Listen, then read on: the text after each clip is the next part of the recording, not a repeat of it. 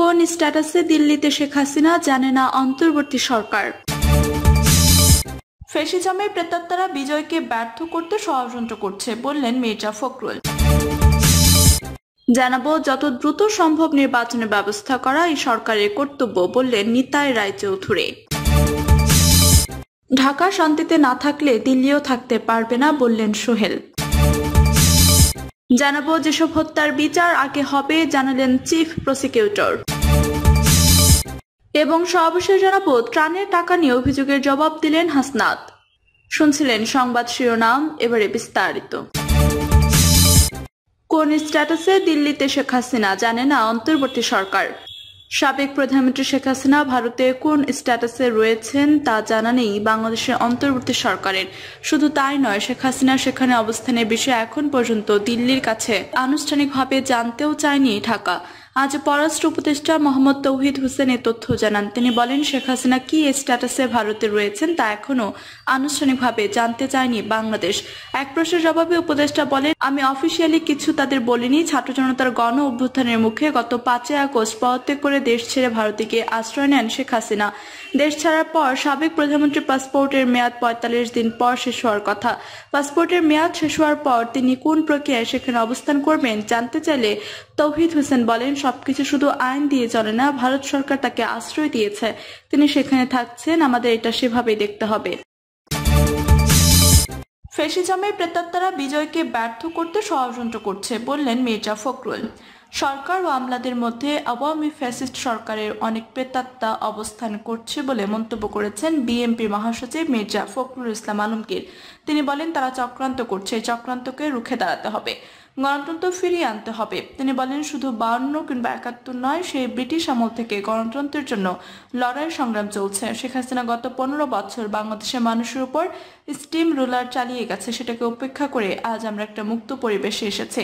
গণতন্ত্র আর বিএনপির সমর্থক উল্লেখ করে মির্জা ফখরুল বলেন, বিএনপির প্রতিষ্ঠাতা জিয়াউর রহমান একদলীয় শাসন থেকে বহুদলীয় শাসন চালু করেছে, আর দেশনেত্রী খালেদা জিয়া রাষ্ট্রপতি শাসন থেকে সংসদীয় গণতন্ত্র চালু করেছে।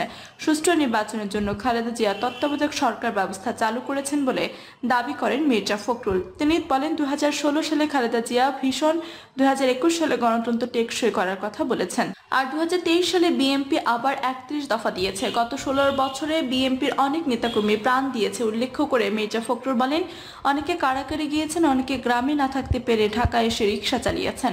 গতকাল আমি পঙ্গু হাসপাতালে গিয়ে দেখেছি 13 বছরের একটি ছেলের গুলি লেগে পা হারিয়েছে।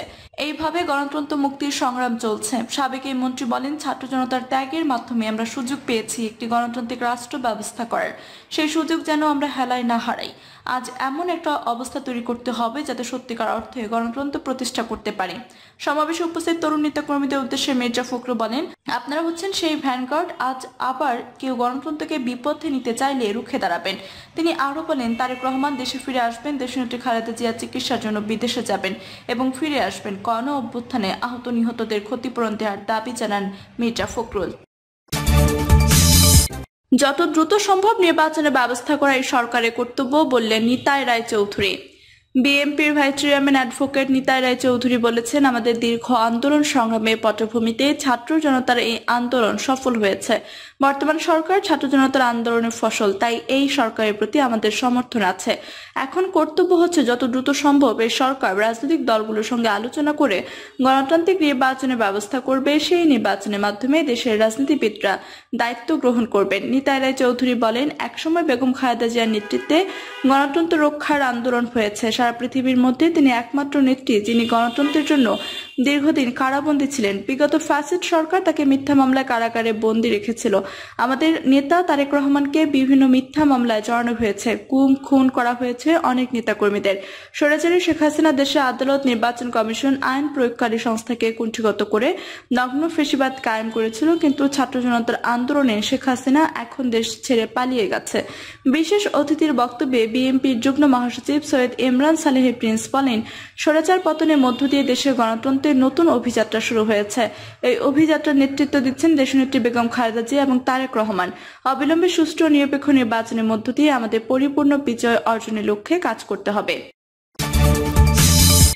ঢাকা শান্তিতে না থাকলে দিল্লিও থাকতে পারবে না বললেন সোহেল। বিএনপির যুগ্ম মহাসচিব হাবিবুন নবী খান সোহেল বলেছেন, যদি ঢাকা শান্তিতে না থাকে দিল্লিও শান্তিতে থাকতে পারবে না। হাবিবুন নবী খান সোহেল বলেন, গণতন্ত্র প্রতিষ্ঠার চলমান আন্দোলনে আমরা বিজয়ের খুব কাছাকাছি আছি, আর একটু বাকি। আশা করছি আমাদের ভারপ্রাপ্ত চেয়ারম্যানের দিক নির্দেশনায় জনগণকে সঙ্গে নিয়ে এই রাস্তাটুকু সফলভাবে অতিক্রম করব। শেখ হাসিনার উদ্দেশ্যে তিনি বলেন, আমরা অনেকবার বলেছিলাম তত্ত্বাবধায়ক সরকার দেন। শেখ হাসিনাকে বলেছিলাম আমাদের কথা শুনেন, কিন্তু আমাদের কথা শুনলেন না। তিনি শুনলেন দাদা বাবুদের কথা। যদি আমাদের কথা শুনতেন তাহলে জনগণের এত ক্ষোভ হতো না, এভাবে পালাতে হতো না। এখন বলেন সীমান্তের ওপারে আছি, আরে আসেন না। আওয়ামী লীগ নেতাকর্মীদের উদ্দেশ্যে সোহেল বলেন, যে দলের নেতারা কর্মীদের রেখে পালিয়ে যায় সেই দল করেন না। আরেকটি কথা বলতে চাই, যারা তাকে আশ্রয় দিয়েছেন, যিনি মাত্র 15 দিনে 900 নিরপরাধ মানুষকে হত্যা করেছে, বিএনপি নেতাকর্মীদের হত্যা করেছে, গুম করেছে, এই সিরিয়াল কিলার শেখ হাসিনাকে যারা আশ্রয় দিয়েছেন, ফোনও দিয়েছেন, কান পেতে শুনে রাখেন। যদি ঢাকা শান্তিতে না থাকে দিল্লিও শান্তিতে থাকতে পারবে না। কিভাবে তা করতে হয় আমরা তা ভালো করে জানি। যেসব হত্যার বিচার আগে হবে জানালেন চিফ প্রসিকিউটর। বৈষম্য বিরোধী ছাত্র আন্দোলনের সবচেয়ে বেশি সেন্সিটিভ ঢাকা শহরের সবচেয়ে বড় বড় হত্যাকাণ্ড যেগুলো হয়েছে সেগুলোর তদন্ত দ্রুত সম্পন্ন করে বিচারের জন্য আগে আনা হবে বলে জানিয়েছেন আন্তর্জাতিক অপরাধ ট্রাইব্যুনালের চিফ প্রসিকিউটর মোহাম্মদ তাজুল ইসলাম। তাজুল ইসলাম বলেন, ট্রাইব্যুনাল এই মুহূর্তে ফাংশনিংয়ে নেই। আমরা সরকারের কাছে আহ্বান করেছি, খুব দ্রুততম সময়ের মধ্যে ট্রাইব্যুনাল গঠন হওয়া প্রয়োজন। ট্রাইব্যুনালের বিচারক নিয়োগ না হলে এই যে যারা আসামি আছে তাদের গ্রেফতার আদেশ যদি চাই, তাদের গ্রেফতারের জন্য আমাদের কোর্টের আদেশ ছাড়া কঠিন। সরকারের কাছে আমরা অনুরোধ করছি দ্রুততম সময়ের মধ্যে ট্রাইব্যুনালটা পূর্ণ গঠন হোক। ট্রাইব্যুনাল পূর্ণ গঠন হলে কাজগুলো খুব দ্রুততর গতিতে এগোবে, আমাদের প্রস্তুতিগুলো এগোবে, সে চেষ্টা অব্যাহত আছে, মন্তব্য করেছেন চিফ প্রসিকিউটর। আরেক প্রশ্নের জবাবে তিনি বলেন, এখানে নিরপেক্ষ বিচারক লাগবে, আন্তর্জাতিকভাবে গ্রহণযোগ্য বিচারক লাগবে। হাইকোর্ট ডিভিশনের বিচারক আছেন যারা বিগত সরকারের আমলে নিয়োজিত হয়েছেন।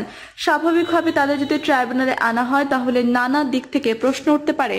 আমরা চাই এমন সব বিচারক নিয়ে আসা হোক যাদের ব্যাপারে কোনো প্রশ্ন নেই। সে কারণে সরকার নানা দিক বিবেচনা করছে, এজন্য সময় লাগছে। কোনো বিচারগুলো আগে হবে এমন প্রশ্নের জবাবে চিফ প্রসিকিউটর বলেন, আমরা চাচ্ছি যেগুলো সবচেয়ে বেশি সেন্সিটিভ সেগুলো আগে করতে।